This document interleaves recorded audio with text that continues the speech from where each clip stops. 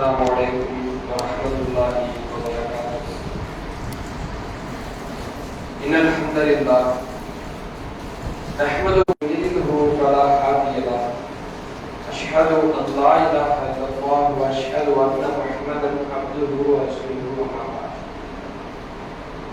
إن أصدق الحديث كتاب الله وأحسن الهدي هدي محمد صلى الله عليه وسلم وشر الأمور محدثاتها وكل محدثة بدعة وكل بدعة ضلالة وكل ضلالة في النار.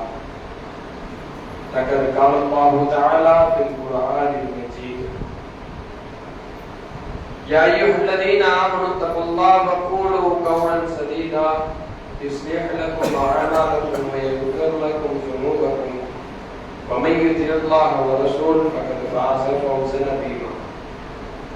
رب اشرح لي صدري ويسر لي أمري واحلل عقدة من لساني يفقهوا قولي رب زدني علما.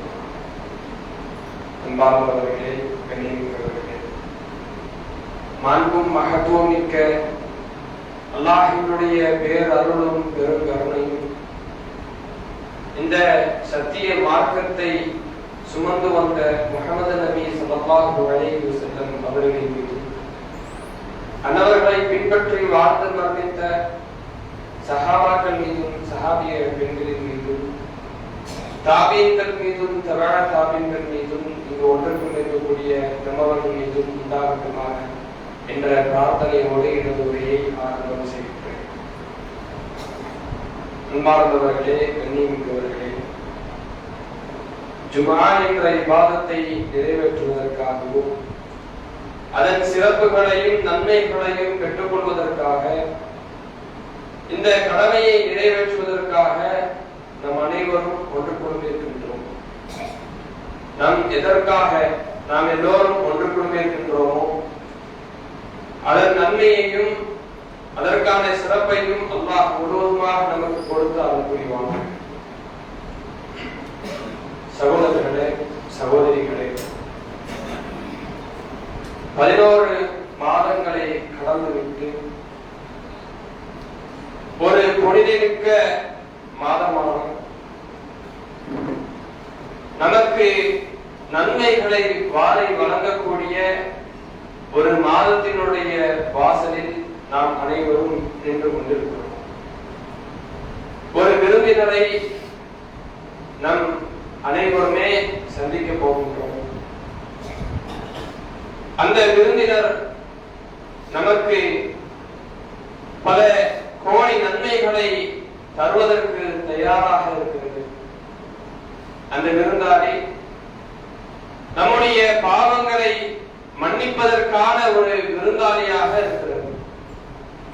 அல்லாஹ்வுடைய தூதர் ஸல்லல்லாஹு அலைஹி வஸல்லம் அவர்கள் கூறினார்கள், ஆதாக்கும் ரமலான், இந்த ரமலான் மாதம் உங்களை வந்தடைந்து விட்டது. ஷஹ்ருல் முபாரக், பரக்கத் பொருந்திய அருள்வளம் வாய்ந்த ஒரு மாதம் இந்த ரமலான் மாதம் என்று அல்லாஹ்வுடைய தூதர்கள் சொல்லியிருக்கிறார்கள். அஹ்மதில் பதிவு செய்யப்பட்ட செய்தி. பரக்கத் பொருந்திய மாதம். நாம செய்யக்கூடிய சிறிய சிறிய அமல்களுக்கும் கூட பல ஆயிரம் நன்மைகளை நமக்கு பெற்றுத் தரக்கூடிய மாதம் இந்த ரமலான் மாதம். நாம் சிறிய ஒரு செயலை செய்தாலும், நன்மையை எதிர்பார்த்து ஈமானோடு ஒரு சின்ன செயலை நாம் செய்தாலும், நாளை மறுமை நாளில் ஒரு மிகப்பெரிய கூலியை தரக்கூடியதாக இந்த ரமலான் மாதம் இருக்கிறது. தினந்தோறும் நாம் ஐவேளை தொழுகிறோம். அதே தொழுகை நாம் இந்த ரமலான் மாதத்தில் தொழுதால் இந்த சாதாரண நாட்களில் தொழுவதை விட பல மடங்கு நன்மைகளை நமக்கு வாரி வழங்கக்கூடியது இந்த ரமலான் மாதம். நாம் அதிகமாக தர்மம் செய்கிறோம். அதே தர்மத்தை ரமலான் மாதம் நாம் செய்தால் அதுவும் பல கூலிகளை நமக்கு பெற்றுத் தருகிறது. இப்படி ரமலான் மாதம் முழுவதும் எல்லா நாட்களும் எல்லா நொடிகளும் நமக்கு நன்மையை தரக்கூடியதாக பிரயோஜனமானதாக இருக்கின்றது. இந்த ரமலான் மாதம் மிக புனிதமிக்க மாதம். யாருக்கு தெரியும்? இந்த ரமலான் மாதம் மிக சிறந்த மிகப்பெரிய ஒரு வாய்ப்பு உள்ளடங்கிய ஒரு மாதம்.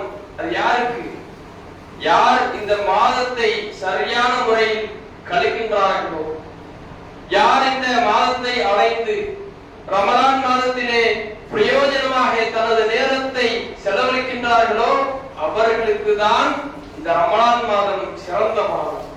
அவர்களுக்கு தான் இந்த ரமலான் மாதம் கூலியை தரக்கூடிய மாதம்.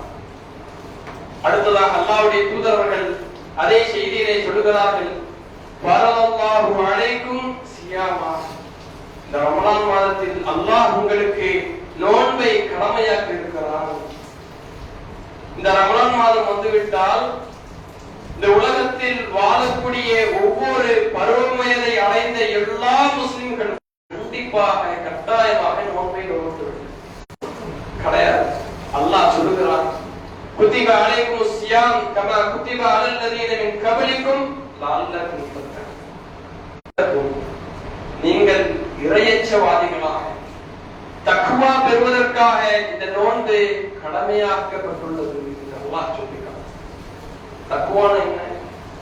எல்லா மக்களுக்கு முன்பு தொழுது, எல்லா மக்களுக்கு முன்பு தர்மம் செய்து, எல்லோரோடு நாம் நல்ல முறையில் நடப்பதுதான் தக்வாவா? கிடையாது. நம்முடைய உள்ளம் தனிமையில் இருந்தாலும், நாம் தனிமையில் இருந்தாலும், எந்த இடத்தில் இருந்தாலும் அல்லாஹ்வை அஞ்சி அல்லாஹ்விற்கு பயந்து, நாளை மறுமை நாளில் அல்லாஹ் நம்மை விசாரிப்பானே, நாளை மறுமை நாளில் அல்லாஹ் நான் செய்த தவறை எடுத்து காட்டுவானே, நான் செய்கிற தவறுகள் எழுதப்பட்டு கொண்டிருக்கிறதே என்பதை யோசித்து பயந்து யார் நடக்கின்றார்களோ அவர்கள் தான் தக்வாதாரிகள். அவர்களுடைய உள்ளத்தில் தான் தக்வா இறையச்சம் இருக்கிறது. இந்த இறையச்சம் எப்ப கிடைக்கும்? இந்த நோன்பு மாதத்தில் பெரும்பான்மையான மக்களுக்கு கிடைக்கும். எப்படி? நோன்புல சாதாரண நாட்களில் உண்ணுவது ஹலால், பருகுவது ஹலால். ஆனால் அதே நோன்பு மாதத்தில் ரமலான் நேரத்தில் நாம் உண்ணுவது தடை, பருகுவது தடை. இப்படி இருக்கக்கூடிய இந்த சூழ்நிலையில எல்லா மனுஷங்களுக்கும் ஒரு தனிமைன்னு ஒன்று வரும். தனிமையில் இருந்தாலும் கூட எவ்வளவு தாகம் எடுத்தாலும் பசி எடுத்தாலும் உண்ணாமல் இருக்கிறாங்கள, அதுதான் தக்குவா. அந்த தக்குவாவை தான் இந்த ரமலான் மாதம் நமக்கு கொடுக்கின்றது. இந்த ரமலான் மாதம் நமக்கு கற்பிக்கக்கூடிய மிகப்பெரிய பாடம் தக்குவா, இறையச்சம். அந்த இறையச்சத்தை இந்த ரமலானில் நம்மால் பெற முடியும். எப்போது? இந்த ரமலான் மாதத்தில் அல்லாஹ்வை பயந்து, அல்லாஹ்வை அஞ்சி, தீய செயல்களில் ஈடுபடாமல், கெட்ட பேச்சுக்களை பேசாமல், கெட்ட நடவடிக்கைகளை செய்யாமல் இந்த ரமலான் மாதத்தை கழித்தால், இந்த ரமலான் மாதத்தில் நாம் நல்லவர்களாக வாழ்ந்தால் அதன் மூலமாக நமக்கு இறையச்சம் அதிகரிக்கும். இன்னும் இந்த இறையச்சம் நம்முடைய உள்ளத்தில் அதிகரிக்க, இந்த இறையச்சம் தக்வா நம்முடைய உள்ளத்தில் வர வேண்டும் என்றால் முதலில் நாம் நம்முடைய உள்ளத்தை சரி செய்ய வேண்டும். பொதுவாகவே ரமலான் மாதம் வந்துருச்சுன்னா எல்லாருடைய வீட்டுல என்ன செய்வாங்க? வீட்டுல உள்ள மூளை முடுக்கி எல்லா இடத்தையும் தொடச்சி தூய்மையாக்கி சுத்தப்படுத்தி எல்லாமே சீராக்கிடுவாங்க. ஆனா இதற்கும் மேலாக வீடுகளை தூய்மைப்படுத்துவதை விட, நமது அறைகளை நாம் தூய்மைப்படுத்துவதை விட, நம்முடைய நாம் இருக்கக்கூடிய இடங்களை நாம் தூய்மைப்படுத்துவதை விட முதலில் நம்முடைய உள்ளத்தை நாம் தூய்மைப்படுத்த வேண்டும். ஏன்? அல்லாஹ்வுடைய தூதர்கள் சொல்லுகின்றார்கள், இன்னபில் ஜஸதி முல்கத்தன், உடலிலே ஒரு சதை துண்டு இருக்கிறது, இதா ஃபஸதத், அது நாசமாகிவிட்டால், பாலாகிவிட்டால், ஃபஸதல் ஜஸது குல்லுஹு, உடல் முழுவதும் பாழாகிவிடும். இதா ஸலஹத், அது சீராகிவிட்டால், ஸலஹல் ஜஸது குல்லுஹு, உடல் முழுவதும் சீராகிவிடும். அல்லாஹ் அறிந்து கொள்ளுங்கள், வஹியல் கல்ப், அதுதான் உள்ளம். உள்ளம் சீராகிவிட்டால் நாம் செய்யக்கூடிய வணக்க வழிபாடுகள் சீராகிவிடும். உள்ளம் சீராகிவிட்டால் நாம் தொடரக்கூடிய தொழுகைகள் சீராகிவிடும். உள்ளம் சீராகிவிட்டால் நாம் நோக்கக்கூடிய அந்த நோன்பு சீராகிவிடும். அதே உள்ளம் கெட்டுவிட்டால், உள்ளம் பாழாகிவிட்டால், உள்ளத்தில் தக்வா இறைச்சம் இல்லாவிட்டால் நாம் நோக்கக்கூடிய நோட்டுகள் பாழாகிவிடும், நாம் செய்யக்கூடிய வழக்க வழிபாடுகள் பாழாகிவிடும், எல்லா அமல்களுமே பாழாகிவிடும். அதுதான் அல்லாஹ்வுடைய தூதர் அவர்கள் இன்னொரு செய்தியை சொல்கிறார்கள், அல்லாஹ் எந்த ஒரு மனிதனுடைய தோற்றத்தையோ அழகையோ பார்ப்பது கிடையாது, மாறாக உள்ளத்தை அல்லாஹ் பார்க்கிறான், நியத்தை பார்க்கிறான். அந்த மனிதன் யாருக்காக நோன்பை நோக்கிறான், யாருக்காக தொழுகை நிலைநாட்டுகிறான், யாருக்காக தர்மம் செய்கிறான் என்பதை அல்லாஹ் பார்க்கிறான். அதற்கு ஏற்றவாறுதான் அல்லாஹ் கூலியை கொடுக்கிறான். அப்போது நாம் இந்த ரமலானை வரவேற்க வேண்டும் என்றால், இந்த ரமலான் மாதத்தை சரியான முறையில் கழிக்க வேண்டும் என்றால், முதலில் நாம் செய்ய வேண்டிய மிகப்பெரிய விஷயம் நம்முடைய உள்ளத்தை தூய்மைப்படுத்த வேண்டும். எப்படி தூய்மைப்படுத்துறது? அல்லாஹ் சொல்கிறான், அலா பிதிக்ரில்லாஹி தத்மைனுல் குலூப், அல்லாஹ்வை நினைவு கூறுவதனால் மட்டும்தான் உங்களுடைய உள்ளங்கள் அமைதி பெறும். அல்லாஹ்வை நினைவு கூறினால் மட்டும்தான் உங்களுடைய உள்ளங்கள் சீர் பெறும் என்று அல்லாஹ் சொல்கிறான்.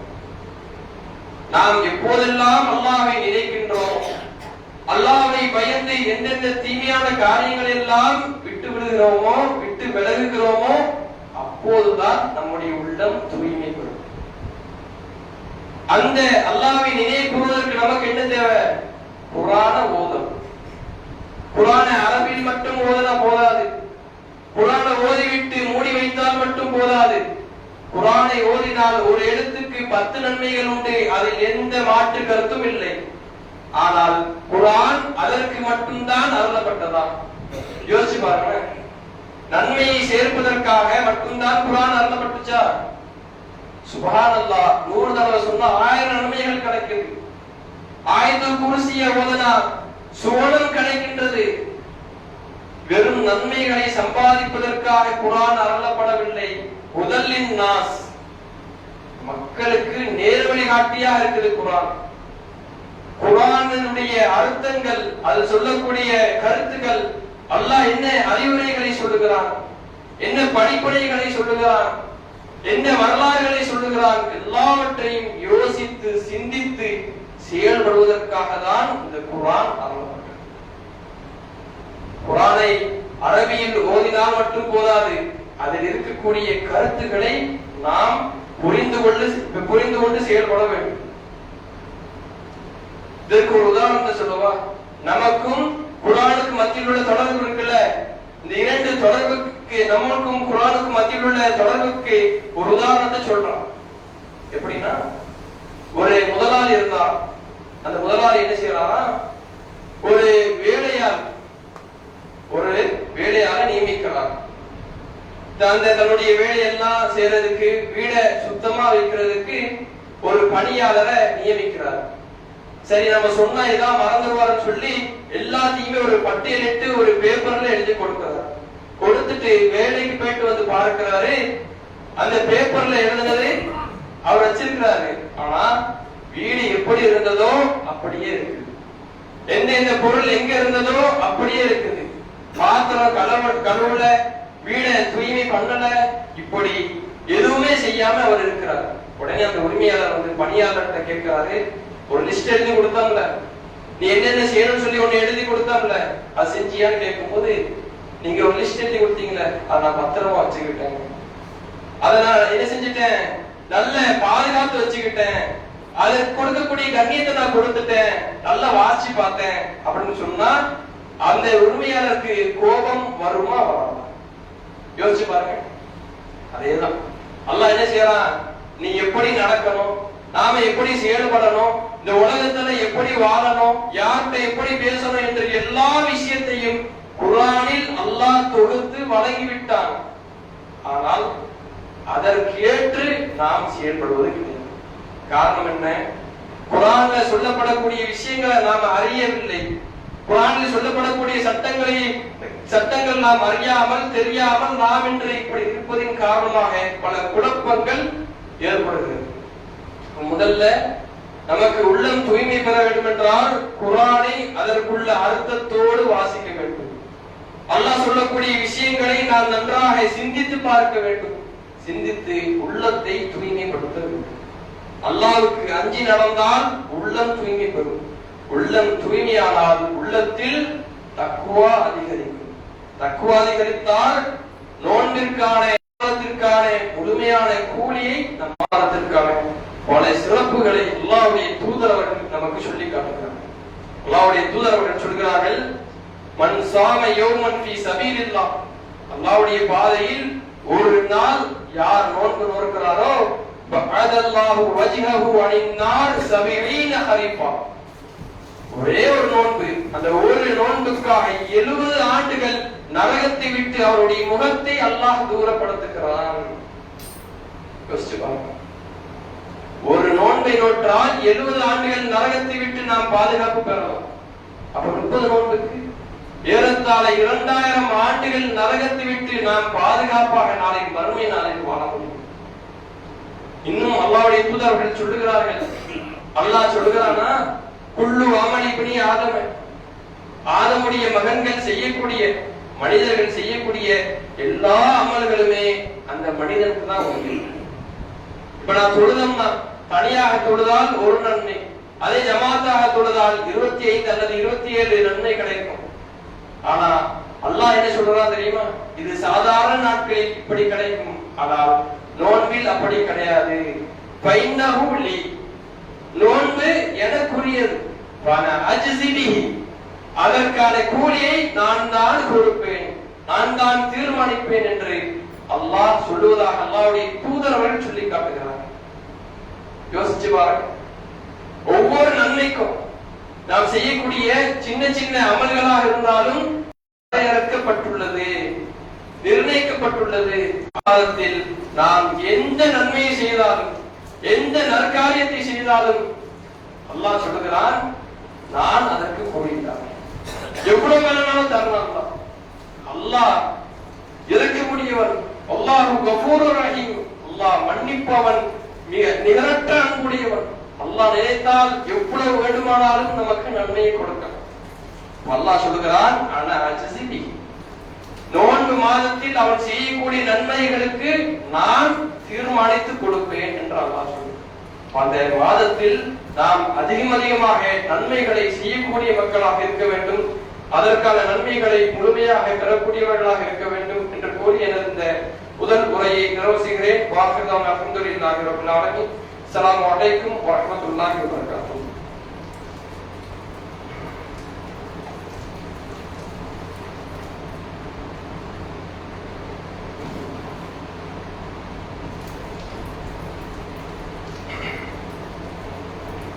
அஸ்ஸலாமு அலைக்கும் வரஹ்மத்துல்லாஹி வபரகாத்துஹு. அல்லாஹ்வின் நல்லடியார்களே, அன்பார்ந்தவர்களே, கண்ணியமிக்கவர்களே, இந்த ரமலான் மாதம் என்பது நமக்கு கிடைத்த மிகப்பெரிய பொக்கிஷம். இந்த பொக்கிஷம் வருடத்தில் ஒரு முறை மட்டும்தான் கிடைக்கிறது. சென்ற வருடம் இந்த பொக்கிஷத்தை பெற்றவர்கள், ரமலான் மாதத்தில் நோன்பை நோற்றவர்கள் இந்த வருடத்தில் இல்லாமல் இருக்கலாம். நாம் இந்த வருடத்தில் நோன்பை அடைய போகிறோம்.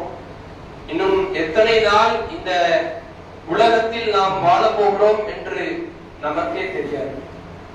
நிரந்தரமற்ற, நிர்ணயிக்கப்படாத ஒரு நாம் அறியாத உலகம் இது. நமக்கு மரணம் எப்போது வரும் என்று நமக்கு தெரியாது.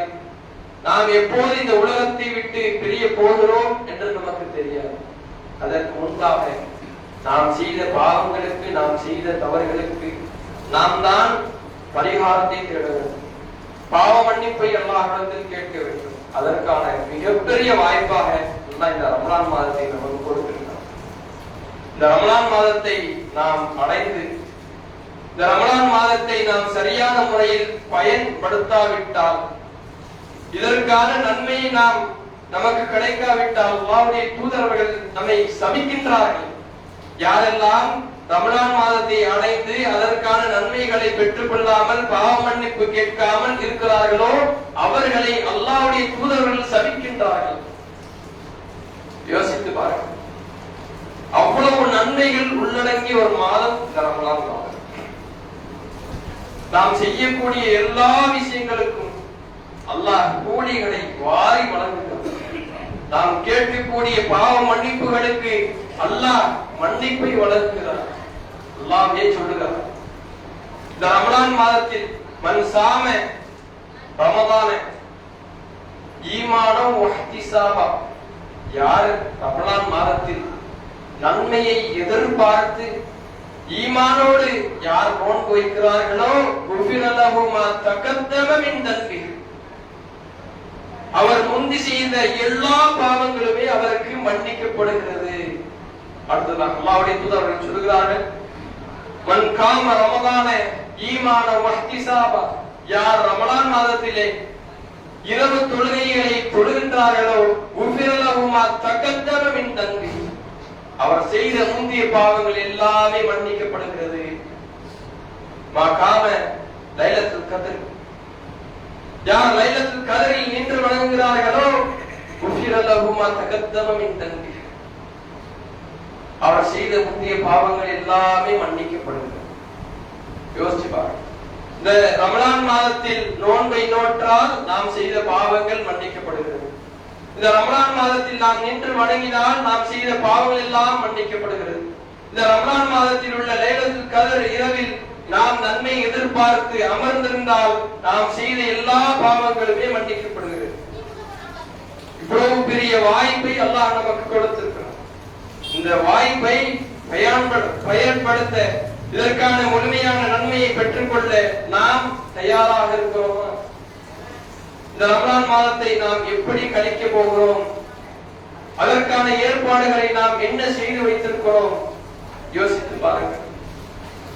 ரமலான் மாதம் அடைந்து விட்டால் காலையில எழுந்து ஓதணும், அதற்கு பிறகு வேலைக்கு போகணும், மீண்டும் வந்து ருஹர் தொழுதுட்டு ஓதணும் என்று ஒரு ஷெட்யூலை போட்டு நாம ரமலான் மாதத்தை பயன்படுத்தினால் அதற்கான மிகப்பெரிய கூலியை அல்லாஹ் நமக்கு கொடுக்கும். இன்னும் சொல்ல போனா, இந்த ரமலான் மாதம் என்பது நம்மை சுவனத்திற்கு கொண்டு செல்லக்கூடிய ஒரு மாதம். இதுவரைக்கும் நாம் எவ்வளவோ தவறுகளை செய்திருப்போம். மனிதர்கள் என்ற அடிப்படையில் பல கோடி தவறுகளை கூட நாம செய்திருக்கலாம். ஆனால் ரமலான் மாதத்தில் நாம் நோன்பை நோற்றால் நாளை மறுமையில் பையான் என்ற வாசல் வழியாக நாம் அழைக்கப்படுவோம். நோன்பை நோற்றவர்கள் யார், இந்த உலகத்தில் நோன்பாளிகளாக யார் வாழ்ந்தார்கள் என்ற ஒரு அழைப்பு விடுக்கப்படும். நோன்பாளிகள் எல்லாம் அந்த பையான் என்ற சோழத்தினுடைய வாசல்கள் வழியாக செல்வார்கள். இப்படி எல்லா விதத்திலும் நமக்கு நன்மையை தரக்கூடியதாக பிரயோஜனமாக இருக்கக்கூடியதுதான் இந்த ரமலான் மாதம். இந்த ரமலான் மாதத்தை நாம் எப்படி கழிக்க போகிறோம் என்பதை நாம் தான் தீர்மானிக்க வேண்டும். இந்த ரமலான் மாதத்தை அல்லாஹ் நம் அனைவருக்கும் சரியான முறையில் அடைய செய்து நாம் அனைவரும் அதற்கான முழுமையான நன்மையை பெறக்கூடிய ஒரு நன்மக்களாக இருக்க வேண்டும். அதே மாதிரி ஒரு முக்கிய அறிவிப்பு, நாளைய தினம் அச்சன்புதூர் என்ற ஊரில் தமிழ்நாடு தௌஹீத் ஜமாத் சார்பாக பொதுக்கூட்டம் நடத்தப்பட உள்ளது. அனைவரும் தங்களது குடும்பத்தோடு சேர்ந்து அந்த அச்சன்புதூரில் நடத்தப்படக்கூடிய பொதுக்கூட்டத்தில் கலந்து கொண்டு அதில் கிடைக்கக்கூடிய நன்மைகளையும் பெறக்கூடிய நன்மக்களாக இருக்க வேண்டும் என்று கூறி எனது இந்த உரையை நிறைவு செய்கிறேன். அஸ்ஸலாமு அலைக்கும் வரஹ்மத்துல்லாஹி வபரகாத்துஹு.